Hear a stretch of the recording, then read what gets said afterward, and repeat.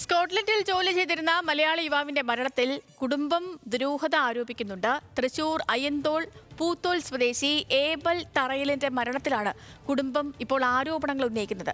സ്കോട്ട്ലൻഡിൽ വിദ്യാർത്ഥിയായിരുന്ന യുവാവിനെ ആത്മഹത്യ ചെയ്ത നിലയിൽ കണ്ടെത്തിയെന്നാണ് കുടുംബത്തിന് ലഭിച്ച വിവരം.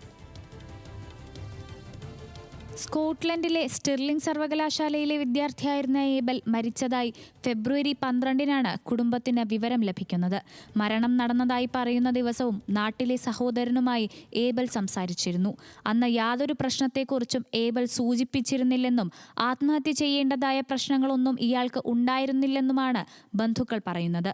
അങ്ങനെ ചെയ്യണ ഒരു സാഹചര്യം, അങ്ങനെ ചെയ്യണ ഒരു കുട്ടിയല്ല എങ്കിൽ ആ കുട്ടി ഇനി ജീവിച്ചിരിക്കുന്നില്ലെങ്കിൽ അതിന് എന്താണ് കാരണം, എന്താണ് അതുണ്ടായത് എന്ന് എനിക്ക് അറിയാൻ ആഗ്രഹമുണ്ട്.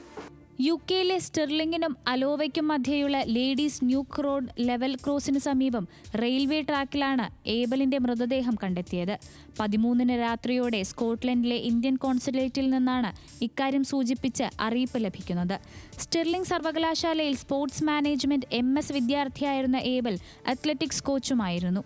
ഇതിനൊന്നും ഒരു പ്രൂഫോ ക്ലാരിറ്റിയോ ഒന്നുമില്ല. ഒറ്റയടിക്ക് ഒരാൾ സൂയിസൈഡ് ചെയ്യാന്ന് പറയുന്നത് ശരിയല്ല. എന്തെങ്കിലും അവർക്ക് എന്തെങ്കിലും ഒരു പ്രൂഫ് ഉണ്ടെങ്കിൽ ഐ ക്യാൻ അണ്ടർസ്റ്റാൻഡ്. ഇപ്പം എന്തുകൊണ്ട് ഇപ്പോൾ സപ്പോസ് അവൻ അങ്ങനെ ചെയ്തിട്ടുണ്ടെങ്കിൽ അതെന്തുകൊണ്ട്, അതിനെന്താണ് കാരണം, ഇതൊക്കെ എനിക്കറിയണം. അല്ലാണ്ട് ഒറ്റയടിക്ക് കയറി പറയാണ് അവൻ സൂയിസൈഡ് ചെയ്തു, he's no more, he killed himself എന്ന് പറഞ്ഞാൽ ഐ കാൺ ടേക്ക് ഇറ്റ്. അതങ്ങനെയല്ല.